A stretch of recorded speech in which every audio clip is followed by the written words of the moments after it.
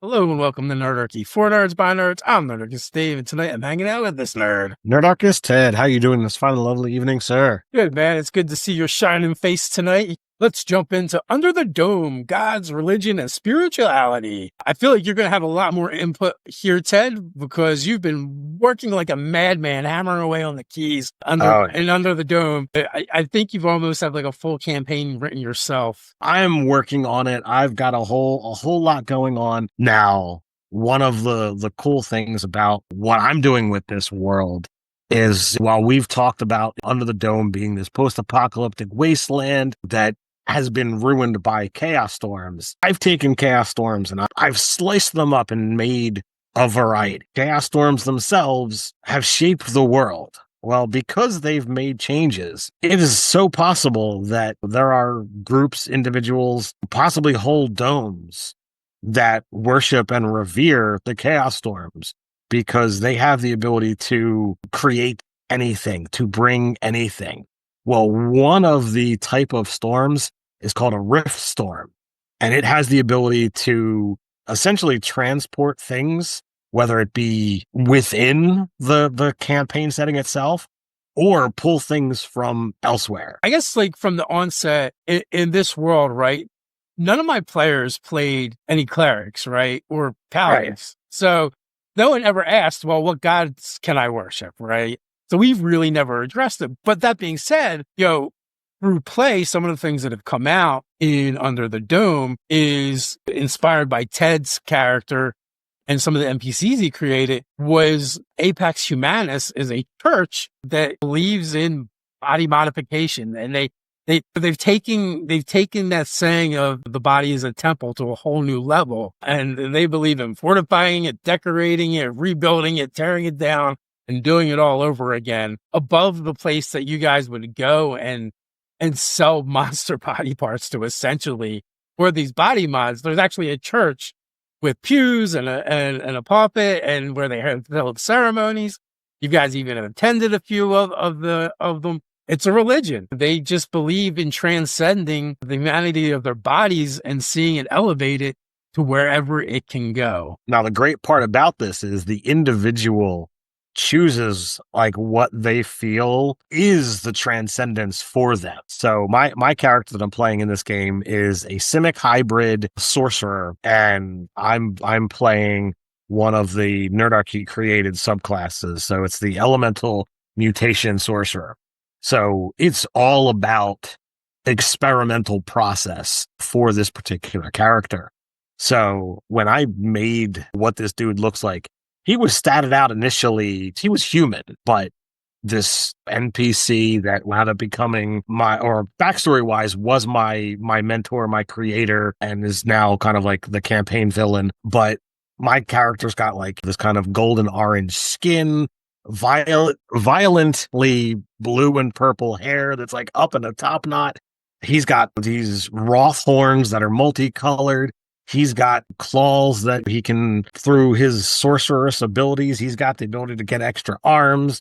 He goes into battle coated in crystalline armor. It's a whole thing to be like, well, I was born human and this is what I look like now. It's insane. But that's exactly what the Apex Humanus is like, oh, you want to add something to your body? There's a cost involved and you got to find the parts or pay somebody to get the parts, but somebody can just sit there and find a way to graft it to you. One of the players in the game has actually got a wyvern tail, and he's a Path of the Beast barbarian. That the barbarian naturally gets the tail through his rage, but he's like, well, I want the tail all the time, and this will give me some poison attack to go along with it. So like we dived heavily into this aspect, not necessarily from like a completely religious bent, but from an interest bent.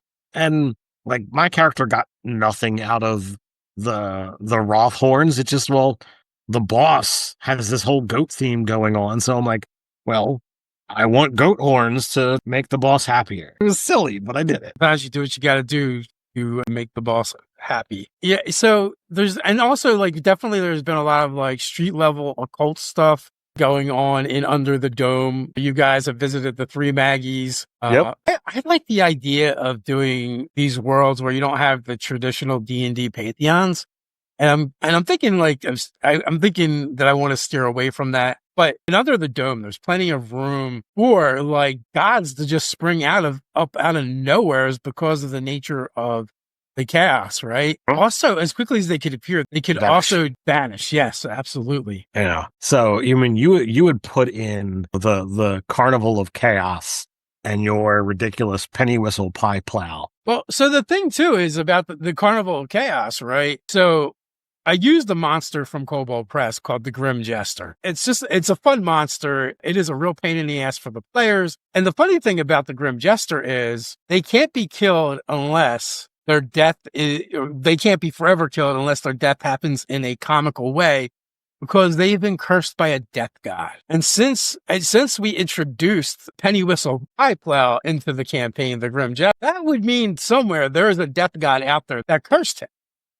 Right. Which we haven't touched on. So there's definitely that's out there. There's also the Church of the Crystalline Form. It was founded by a Luxodon mystic known as Manish, who both Styx and Baba Ra spent some time with studying and meditating. I went there as well because I like my elemental armor, like I summon my crystal to coat myself. Yes. Which they wanted to study. Yeah. Well, yeah. And also, I think you were intrigued to him by him as well because he's a Loxodon, but his tusks are made of crystal, not ivy or whatever Loxodon tusks are. Hopefully it's not ivy.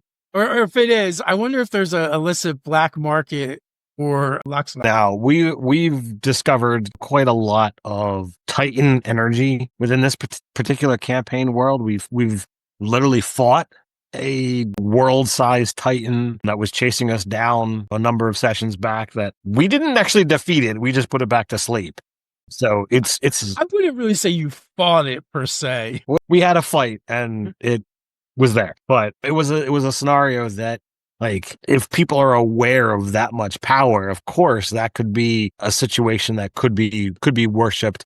I've got a dome in this city that is entirely ruled by giants. So I would imagine they're above everything else. Titan worship would be the prevalent thing because the Titans are, the natural superiors to giants because the bigger it is, the stronger it is. And that's what they, that's the way they work. But it's also a place that, whether we're completely open to it or not, I mean, there is definitely a nod to Dark Sun with Under the Dome, and Dark Sun is all about the elementalism.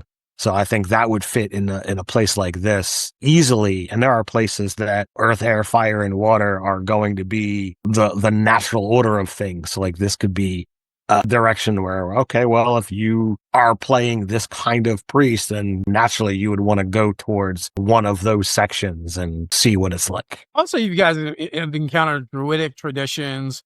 Also, you're assuming, like, when I say Titan, I mean, like, D&D Monster Manual, old school Titan, and not, like, the Greek gods took out the Titans to become the premier gods. I kind of have a meshed versions of all of it. Yeah. I view Titans as, like, the ancestors to the giants. But that being said, so like, again, like, I want to focus on building out these non-traditional faiths and religions for Under the Dome and kind of get away from the pantheons of traditional D&D games. I like the idea of doing the elemental. Chaos itself might get worshipped because it's such a big part of the world itself. It is a force that everyone in Under the Dome has to deal with in some way or shape or form or another.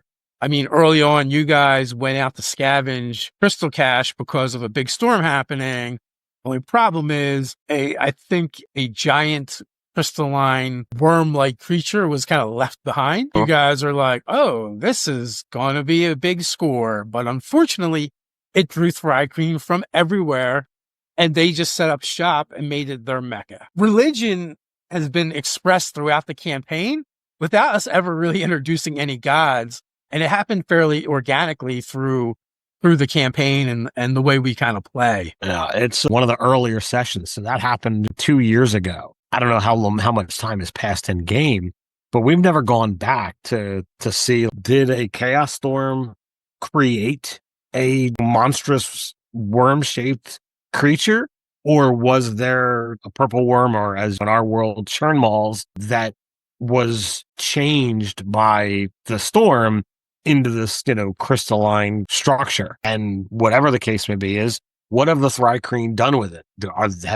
Have they built up a dome around it? Have they built up their own encampment or city by this thing? I as Ted, not so much my character, but me, I want to know what has transpired at that location, because that has the ability to shape future games. Are there other things like that have drawn races or peoples, to it? Well, it's kind of funny because as we build these campaigns out, and the idea is we were going to turn them into our own campaign settings to put out there for other people to enjoy and play in. Then we have to start looking at what things are like purely D&D that we have kind of been using, but in our own campaign, we're not really going to be able to do that because of IP and stuff like that, which is fine. It just gives us an opportunity to kind of expand and grow out our own things. And so I'm thinking that maybe since you guys have kind of left it alone and haven't messed with it, the Thri-kreen have kind of evolved and changed. And it could be because of this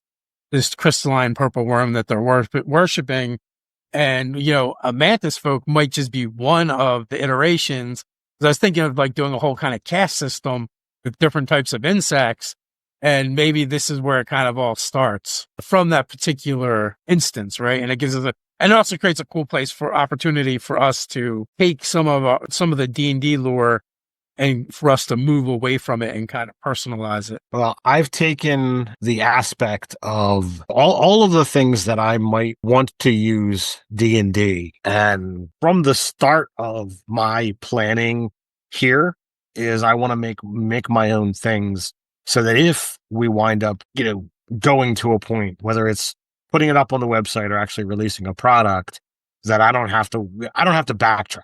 Now, there was no thought of this, no concept of this when you started the campaign 2+ years ago. And again, we hit Thri-kreen early on. So you and I a little bit before about, reshaping the Thri-kreen. So I've got ideas that have already been kind of put down on, pen to paper, digital paper, as to, what that might look like. Taking the aspects of what the Thri-kreen are, insectile, but possibly different, but still being able to make their crystalline weapons, but maybe they do it through the grind. So the thing that I've come up with is and they're also referred to as the grind shapers. Yeah, so it's just it creates these fun opportunities for us to explore different things. And what does that mean? These Thri-kreen are worshiping this particular place. Does the power of worship that they provide then empower it even more? Can other people do that, right? Can other species come in and be like, yeah, you know what? I also believe in this thing. And by doing that, and also maybe the Thri-kreen themselves have developed shamans or clerics because of their belief in this religious site. And that's the whole aspect of playing and building it out as you go. You make the changes where you need it, and where you don't bother. You don't care. So in a nutshell, Under the Dome is another campaign setting that we're working on that, again, does not have any actual traditional D&D pantheons or gods as you may be familiar with from a lot of the other settings out there. And I kind of want to keep it that way. Keep exploring the idea of religions that aren't pantheons. They're more monolithic, or the worship of ideals more so than a particular deity. But with that, until next time, stay nerdy. Stay nerdy.